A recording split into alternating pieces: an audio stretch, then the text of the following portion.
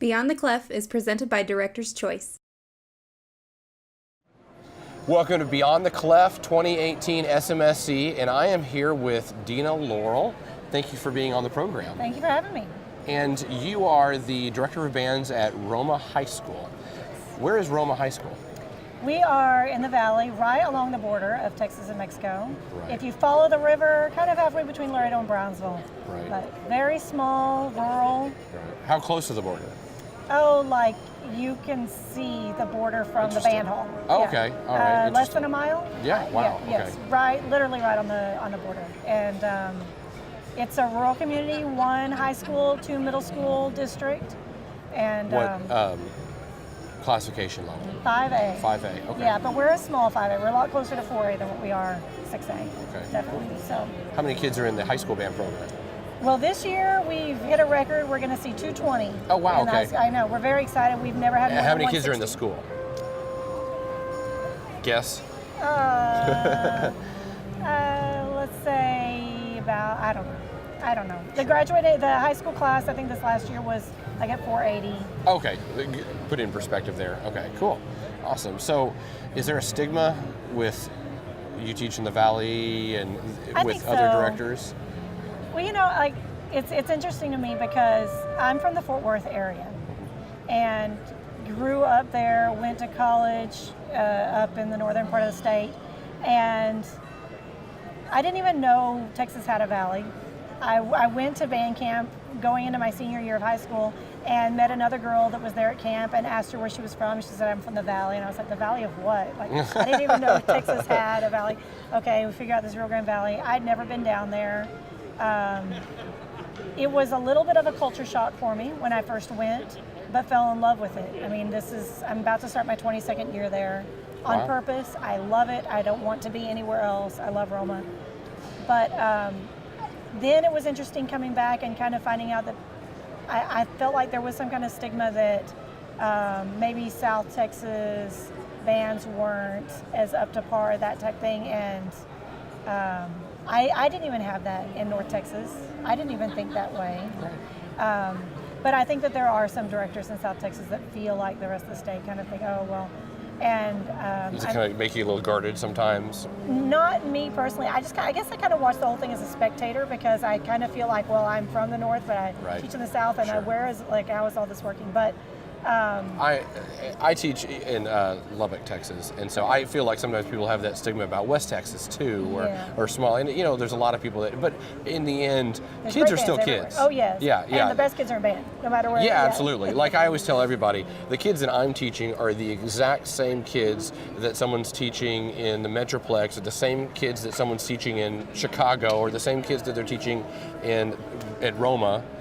They're the same kids. If you do the right things, they want to learn, they want to be led, and everybody has all sorts of things going on. Right. I mean, sometimes in our community, I'm sometimes considered the higher SES community, but that's not true in my school. I'll have kids that I had a kid that his dad flew him to the Cowboys game in a private jet for his 12th birthday, which I think is a little extreme. Wow. But then I also have a kid in that same class who sometimes sleeps in the car with her mom in the Walmart parking lot because dad's not a good situation at home. Yeah. So we all have those things, Right. and that's always my perspective on it. Kids are kids no matter where. So how do you work with being a small school? And I guess let me phrase this. Can you tell me a little bit about the setup? Because you were telling me that maybe not a traditional setup with your structure. Yes. Well, the whole setup of the way band is taught there was just structured so well. Al Cortinas came in and was the first director of bands as far as setting up a band system. This was mid-90s. So before the mid-90s, there really wasn't there was a school band, but there wasn't any kind of structure as far as a beginner class that fed into. There was just kind of like a high school band that so in the mid-90s he came and they started, that was the first time they would ever go to a UIL. That was the first time there was a formal band class. And the foresight to set everything up between what he did with administrations just paved the way for us. So, and we've grown, we've added another campus. There have been things that have happened during that time that's provided challenges But the way that it's structured is there's 3 band directors that are assigned to each middle school. There's 2 middle schools and then 6 to the high school. But we view it as one team of 12 directors, and we travel to all the campuses together. And as it's grown, there's been a little bit more of a challenge of that where, well, these 9 directors will all move together to teach one beginner class at a middle school, and that leaves these other 3 directors to be, have the other middle school open, and so that kids can come in and practice during lunch or whatever it is. But it's really a team atmosphere, and what winds up happening is we can get a teacher that'll specialize in each instrument, and maybe it might not even be their major instrument.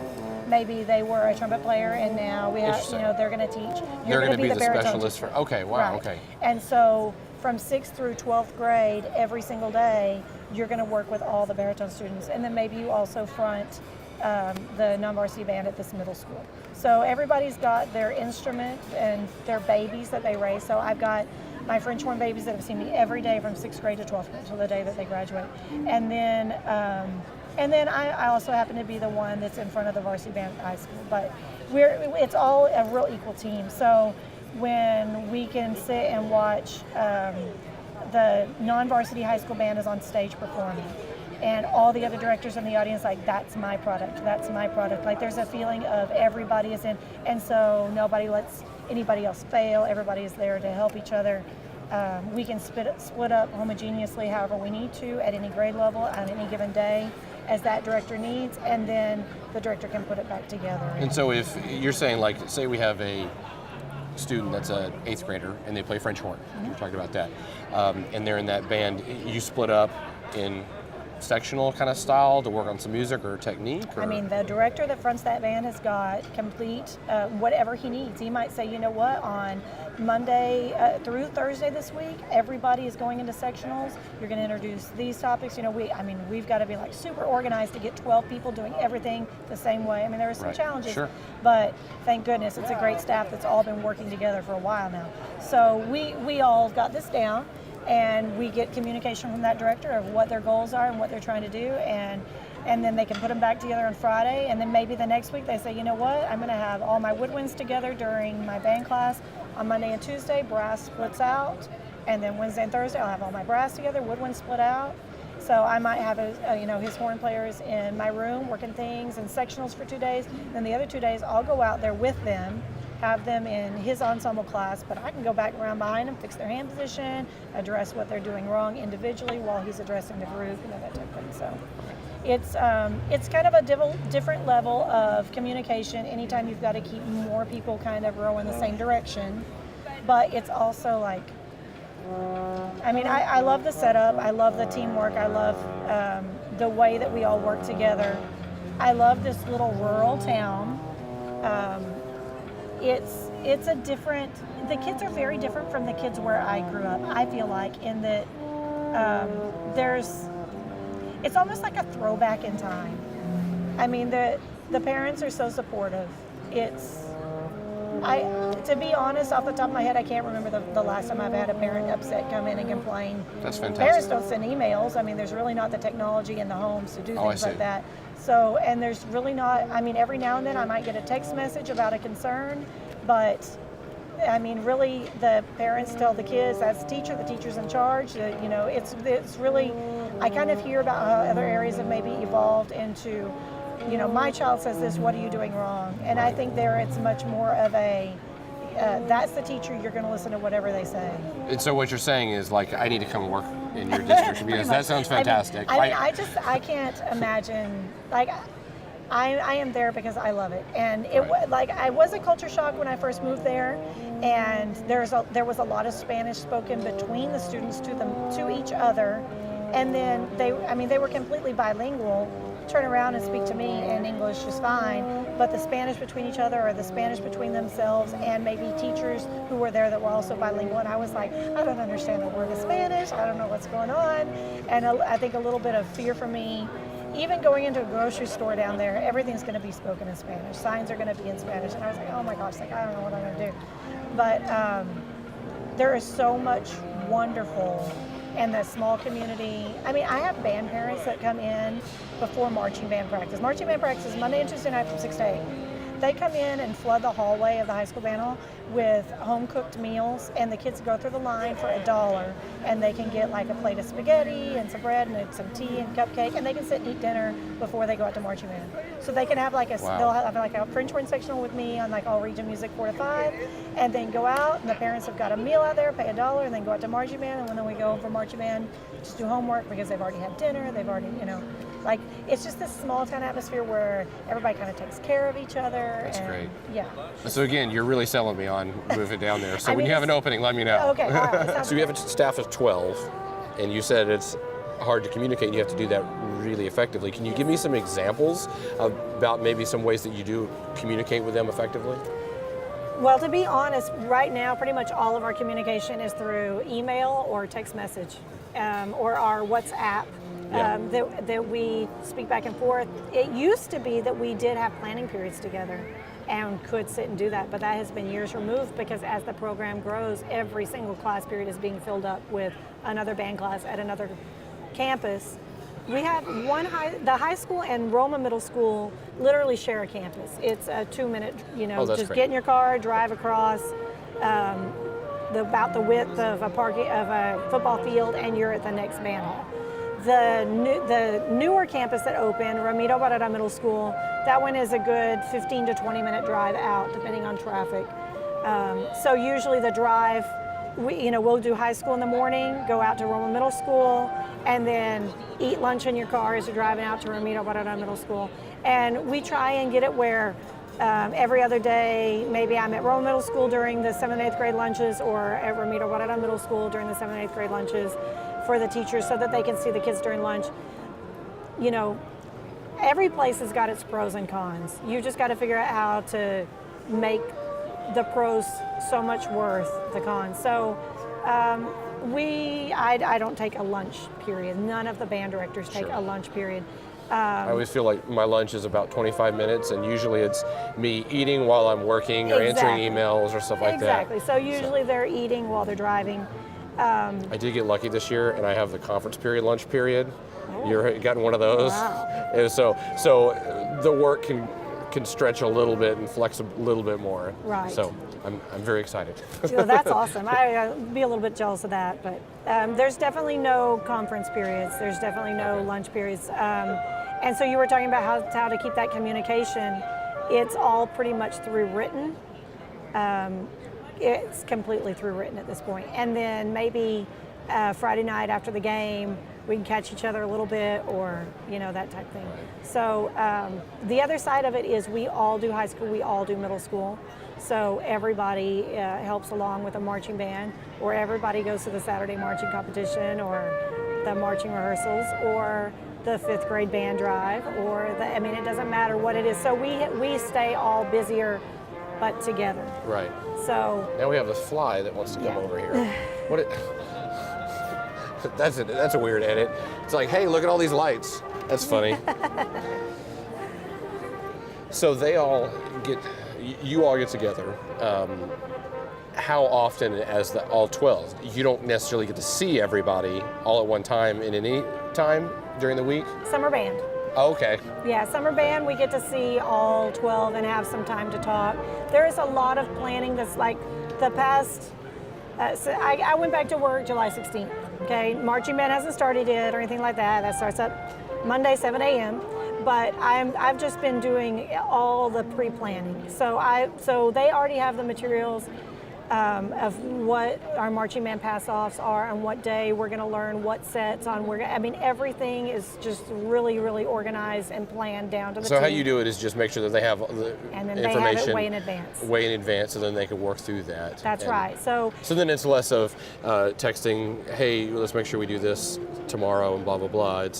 They're kind of following the set plan that we've already done. Right. Okay. And so everybody has their instrument that they fulfill, and then they've also got their niche in the staff, whichever band, between the 4 bands at the high school, 2 bands at each middle school, or the jazz band, or whatever it is that they do, then they're also the person that fronts that. So we all work for each other. So fourth period every day, I work for Corey Graves. Whatever Corey Graves tells me that he needs, like I'm there to assist him and get it done. Or a second period, Jennifer Villarreal's in front of Roma Middle School second band. She's the one that she gives me that plan. And she doesn't have to worry about, I've got the horn thing under control. I just got to have her plan of, here, this is what I'm going to do on the fall concert, and this is my plan on Friday's full band, and this is what I'm going to do, and we all just make that happen. How do you get people who are new to your system to come in? You have a new teacher. Let's assume they're a first-year teacher. Do you have that? First-year teachers are the best. Okay. That's the best because they know no other way. Right. They're like, okay, this is the way that we're going to do things. So here. how do you train them in your system and train them to, okay, so you have a first-year teacher that's, I would be scared. I'm a first-year teacher, and I have Dena and Corey coming in along with all these other people, and I'm doing a second band. I got to do a plan. How do you train them on that? Well, first of all, don't be scared because we're all going to be with you every single day, and we will not let you fail no matter what. So that's rule number one. You are never going to be left on your own, sink or swim. That being said, there is a little bit of baptism by fire. Here's our plans. This is the way. And, even from the interview when they come in and we're, and some years there's a higher turnover of band directors because we are so rural, we are so far out in the middle of nowhere, or we'll get this wonderful band director that comes in and does great work and then they're ready to go off and be a head director somewhere else. Or God forbid, like they're going to get married and move. No, I'm just kidding. Yeah. Or Exactly. or they start a family and they want to move closer to their parents or that type of thing. So we have that a lot because our location to Texas Tech, and so we get a lot of new graduates from Texas Tech, and then about 2 or 3 years in, they want to move closer to family or exactly that thing. So it's kind of frustrating. We want to hold on to somebody, but we're constantly getting new people. So that's why I'm asking, how do you train these? Yeah, I have a teacher handbook. Oh, great. A band director handbook that is like literally maybe 25 pages. And it is how we do everything. What we do in the stands at a football game. Wow. What time we arrive, what we wear for what. It literally goes through every single thing. When is going to be the 3-week grade check? When do we, how do we handle eligibility issues? What do you do if you're having a behavior issue? How do you, even complete with, here is the region handbook. There's just things that new teachers are not taught in college, and then we're there all the time, and we just help each other, and everything is very much your success is my success. So I'm going to do and I really view it like, and I do go have a lot of very young teachers. They went to major in music and become a band director because they want to teach and they want to be successful. So if they are being less than successful, it's me, it's my fault. It's a reflection on me and what I'm doing there. It's not a reflection on them. They're eager to teach every day. Sure. So it really kind of taken that attitude. And I know that that's the same way that all the ones who've been there a little longer. And then it also helps that I think 4 of the directors on the staff were my students in Roma at one time and have come back to teach there. Oh yeah, so they know. They were raised in the system, they know the system, and then there's so many on staff that are experienced and know exactly what it is that we're doing, we all help each other. Well, it sounds like it's a very supportive atmosphere. That's great. That's great. How was your trip to Midwest this last year? That was awesome. So that was December of 2016, right? It was, to be honest, when we found out about everything going on, so exciting. Corey Graves is just unbelievable. He's been such an asset to Roma in the short time that he's been there, really. I think he just finished his 8th year there. And when he got the programs in, I think that's when I broke down crying when I saw that program. I have so many visions for Roma, and you just have to be so patient sometimes. Sometimes things just don't happen in a year or two. Sure. And so that was just so meaningful to see that. I think that there's a little bit of, if your band always makes a 1 at Marching UIL, the whole community just expects the band to make a 1, and at a point it almost becomes like they don't, it's taken for granted. Yeah, it's not and maybe not as special, as celebrated as much as the very first time they ever made a first division, that type thing. And so I really try and make sure that everything is celebrated and not taken for granted. That's hard for me. I'm starting my 8th year in a new school. I opened the school, and so we had those, yay, first time we got sweepstakes, and then we just celebrated this last year, the first time that our second band got complete sweepstakes, no twos at all ones. So we were really excited. The kids were super excited, but then now, and of course we want to maintain that, but now it's like I said, that expectation, so it's hard to do. And then you're trying to balance within yourself the pressure you place on yourself, nobody else is placing on you, that you want to keep things up, moving up, doing better. Okay, we've done Midwest, what's next? Or with the honor band results or the state marching band results, but not put that on any of the kids.